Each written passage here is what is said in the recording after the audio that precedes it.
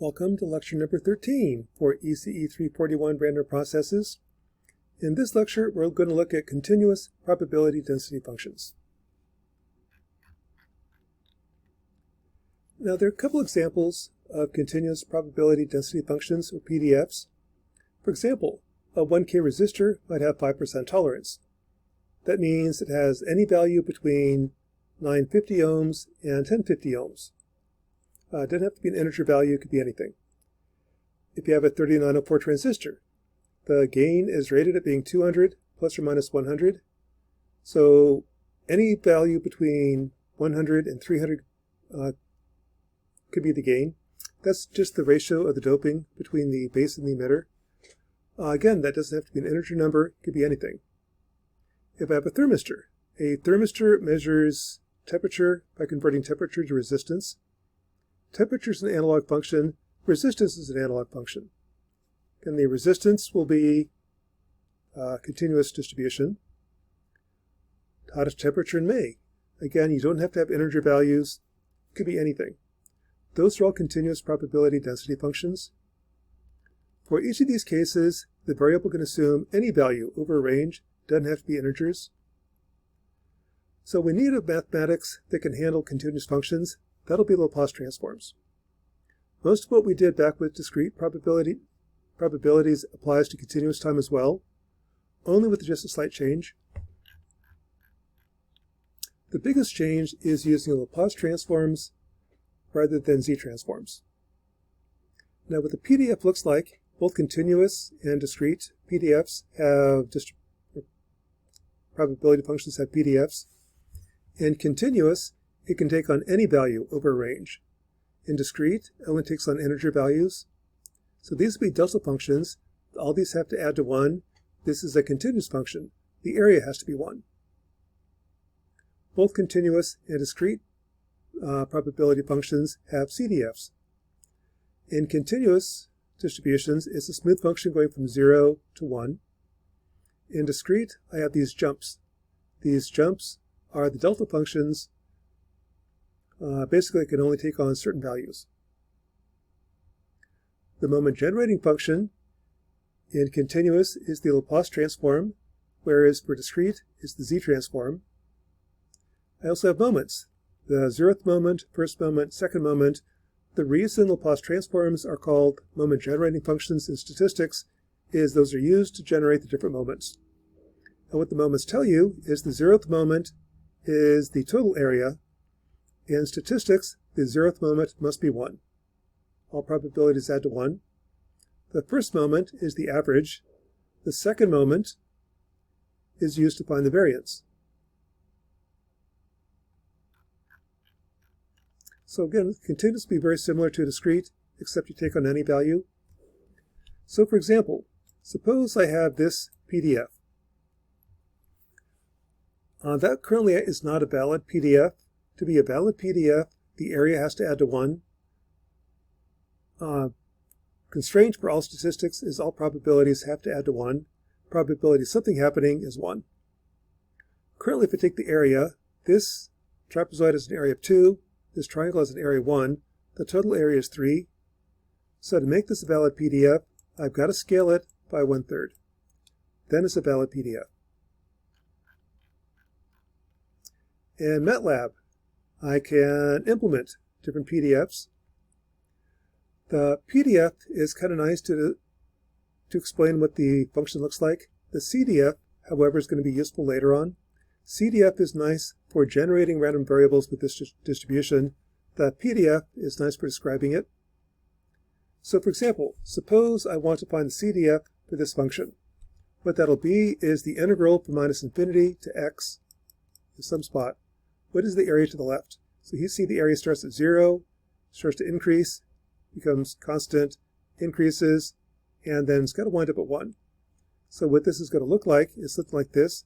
It's going to start to increase, becomes a constant, starts to increase, becomes a constant, and the constant had better be 1.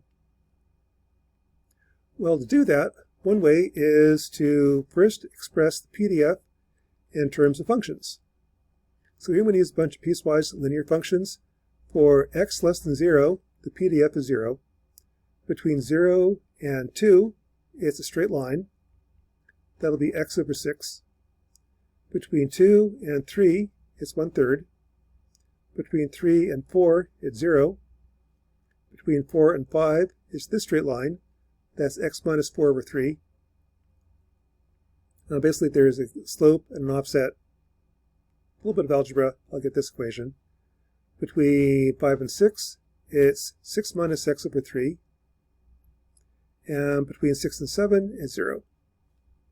So that is the PDF in mathematical form. Now to find the CDF, I just integrate.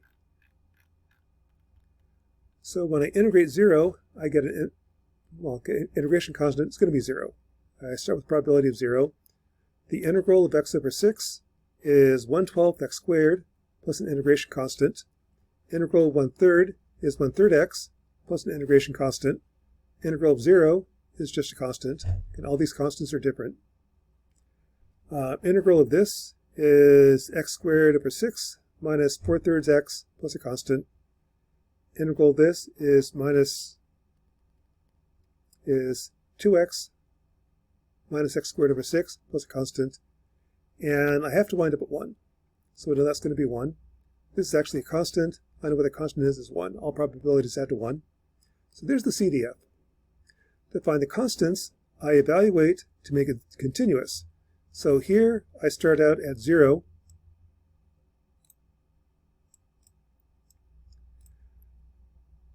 Between 0 and 2, this has to be continuous. So analyze at x equals 0, I've got to get 0. Plug in 0, I get 0 plus c is 0. C equals 0. So that one's 0. That will be a parabola at 2. It's got some value. At 2, this is 4/12, 1/3. At 2, this also has to be 1/3. So 2/3 plus c is 1/3. C is minus 1/3.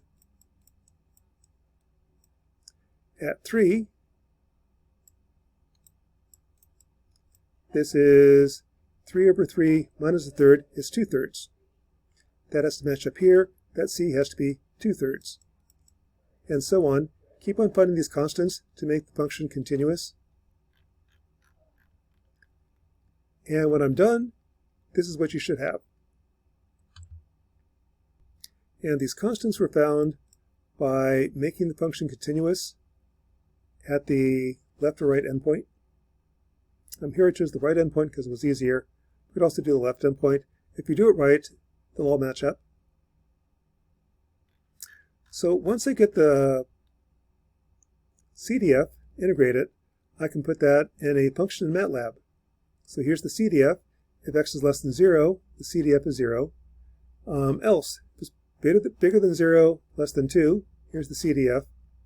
Bigger than 2, less than 3. Bigger than 3, less than 4, 5, and 6. Otherwise 1. I can check my function. For example, if I want to see, does my CDF work? Let's just have x goes from minus 1, 6.01 to 7. Y is 0 times x.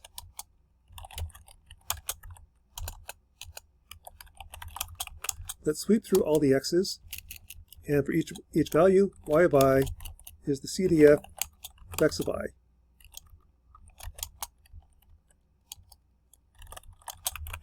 If I do that, I should get a continuous PDF, like that. Suppose I got one of these constants off. Let's suppose I did this one wrong and said this is 1/3 rather than 2/3. What's that going to do? Well, I can try that. If I go over here, 1, 2, 3, 4, 1, 2, 3, 4, 1, 2, 3, 4, plot it. What I see is in this range, it's not continuous. My integration constant's off.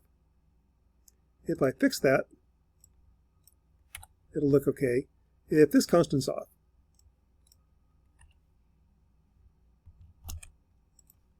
one, 2, 3, 4, 1, 2, 3, 4, 1, 2, 3, 4, 1, 2, 3, 4.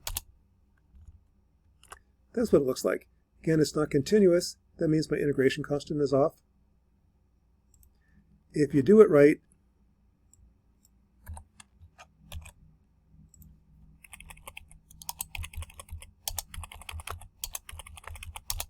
I should have a continuous function looking like this. Now, a property you have is all probabilities have to be between 0 and 1. I can never have a CDF that has a negative slope. That'd be a negative probability. I shouldn't have any jumps. A jump would be a delta function. If the PDF is continuous, is finite, the CDF has to be continuous. And it's got to start at 0, end at 1. So this is a function that's monotonically increasing. That's the CDF. If I did it right, that's what I should get. So this is the CDF that corresponds to the previous PDF. Now, where the CDF is useful is given x, I can find the CDF. Well, not all that useful. Where it is useful is I can go backwards. Given the p probability, I can find x. So this is kind of where it's useful. If I want to generate a random variable with this distribution, I pick a random number between 0 and 1. MATLAB has a function that does that. That's the rand function of MATLAB. Given p, solve for x. Now there's a couple ways of doing that. What I can do is I could just start at -1 and sweep right until I find that probability. Once I find it, I'm done. So this works. It's kind of slow, but it works. For example, let's do the following. I'm going to plot the CDF and then plot the point as I guess it to see what's happening. So this is kind of what that algorithm looks like. If I say, what is the PDF of point 3? I start at 0, start sweeping right. As soon as I find it, there's the answer, 1.9. What is the CDF of point 6? I start at 0, I sweep right, looking for the number 0.6. As soon as I hit it, done. X is 2.81. Let's try 0.7.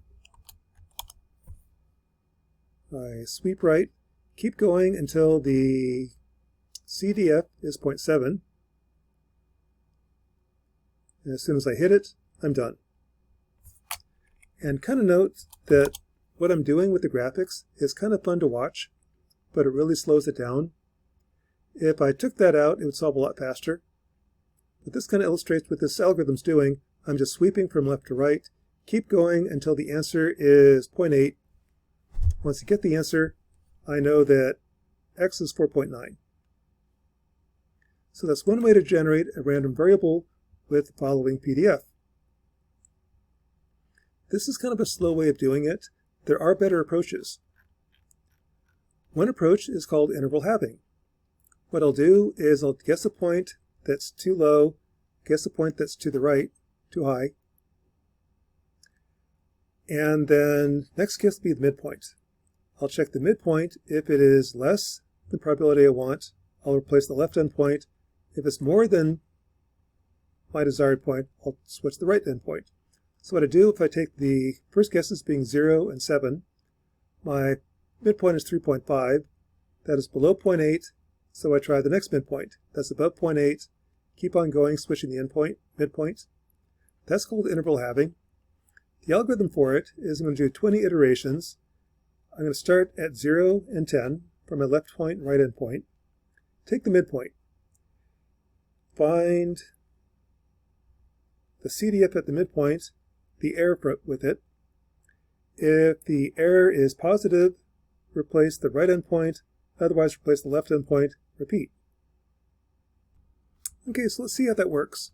So here's the same code, except I'm going to plot the PDF along with the target. If I call that from the command window, suppose I want to find out what is x corresponding to a probability of 0.1.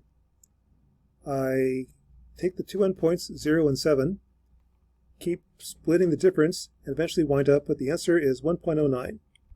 Suppose I'm at 0.2.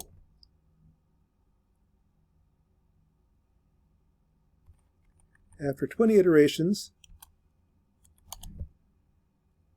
it pretty quickly zeroes in on it. Let's try 0.7. Finds it. 0.8.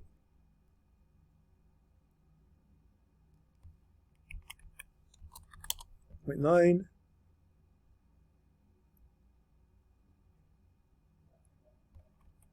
And I think, well, the endpoints might have trouble. If I try 1,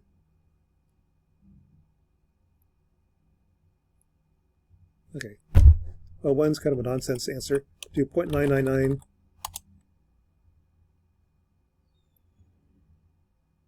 It'll find the answer. That's interval halving. A much more efficient way of converging. And kind of note what I did is I put the delay of 0.2 seconds after each iteration so you can see it. If I take that out, make that really small, at 0.01, you probably can't see it converging. It's too quick. There it was. That's interval halving. Third approach. Oh, with interval halving. If I print out the numbers, this is the left endpoint, right endpoint, the middle.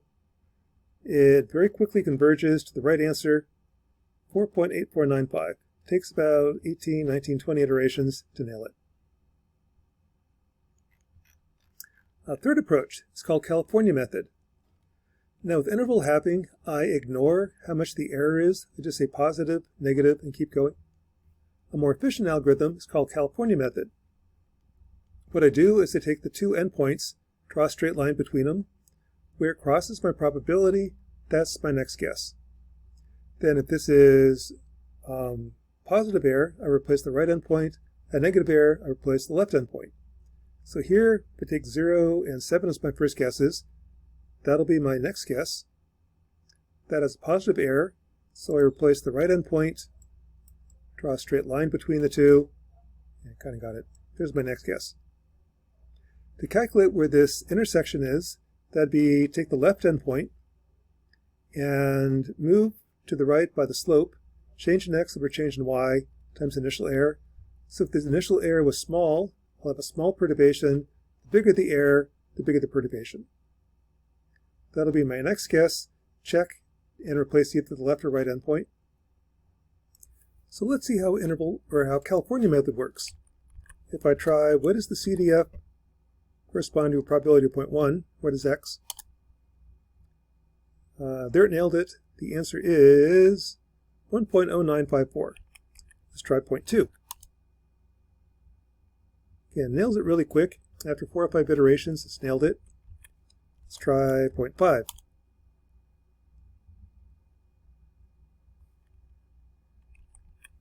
Point 6.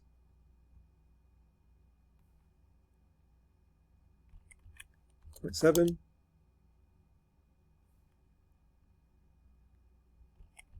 0.99.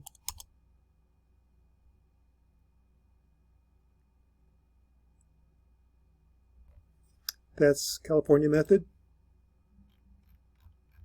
If you look at the numbers, in California method, it pretty much nails it after about 5 iterations.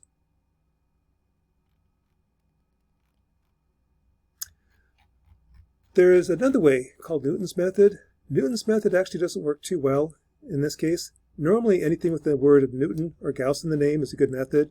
This is kind of one of the rare exceptions.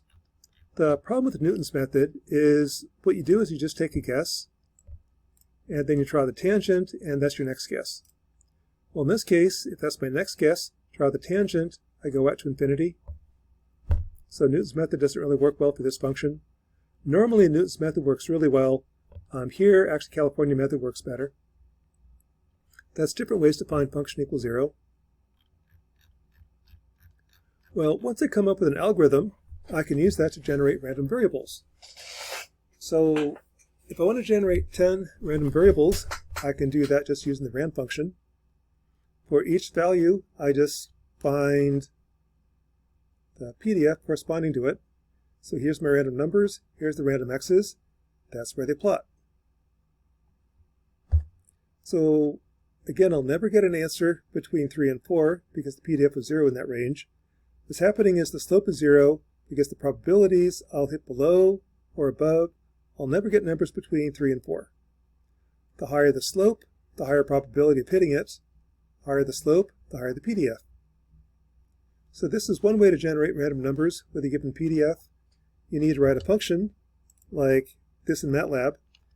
Given the probability returns x. Given random p's, I can then find all the x's.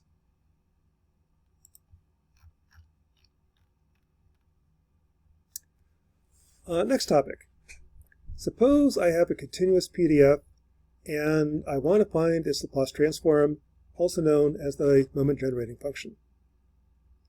Well, to be a valid PDF, the area has to be 1. So for example, if I have this guy right here, check to make sure the area is 1, and this is area of 2/3, this has an area of 1/3, total area is 1. Okay, that's a valid PDF. What is the Laplace transform? Well, here I'm going to use properties of Laplace transforms. If I differentiate, that's times s. A delta function. I really like delta functions because the Laplace transform of a delta function is 1. If it's the delayed delta function, delta of t minus t, that's 1 e to the minus st. So the trick I'm going to do is take derivatives until I get delta functions. Once I have a delta function, I know the Laplace transform. To go back, if I differentiate it 2 times, I integrate 2 times, meaning divide by s twice. That'll be the Laplace transform. So the first step is, here's my function. Take the derivative. The derivative of 0 is 0. Here the derivative is the slope. It's 1/3 over 2, 1/6. Here is the delta function. It goes down 1/3 at t equals 3. Slope is 0. Slope is plus 1/3. Slope is minus 1/3. Slope is 0. So there's the derivative. Now this guy right here I like. That's my delta function. Its Laplace transform is just minus 1/3 delayed by 3 seconds. Going back to the PDF, the Laplace transform then would be the integral of that minus 1/3 over s e to the minus 3s. So that takes care of this guy. What about the rest of the functions? Well, same trick. Take the derivative of the derivative. And what that gives you, the derivative of the derivative is, here's a step of 1/6, gives you a delta function, height of 1/6. Here's a step of minus 1/6, gives you a delta function, minus 1/6. Ignore, we're already taking care of that one. A step of plus 1/3, a step of minus 2/3, a step of plus 1/3. Well, delta functions I like. The Laplace transform is just 1. So this would be a delta function at t equals 0, height of 1/6. Delta function at t equals 2 at minus 1/6. There's minus 1/6, delay 2. Plus 1/3, delayed 4 seconds. Minus 2/3, delayed 5 seconds. Plus 1/3, delayed 6 seconds. Now that's the second derivative. To go back to time, I integrate twice. So take this divided by s squared. That takes care of these delta functions. And that's everyone.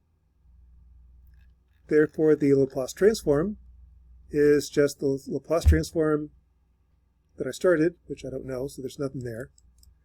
The first derivative deltas divided by s plus the second derivative deltas divided by s squared. Put it all together. That is the Laplace transform of my function. That's also known as the moment generating function. So sometimes you can find Laplace transforms just by taking derivatives. There's other approaches as well. But for things like this, where we just have straight lines, that's kind of an easy way to find the Laplace transform of this PDF.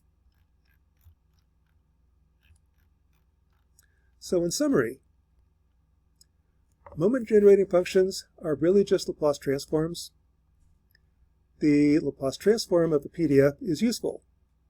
It can generate moments, which is kind of why it's called the moment generating function. It avoids convolution for PDFs. and it's going to be showing up over and over again in the following lectures. Anytime I want to describe a system that's continuous, I typically want to use Laplace transforms. So the following lectures will be using both Laplace transforms and the properties we talked about here to describe a continuous PDF. And that is lecture number 13 for ECE 341, Random Processes.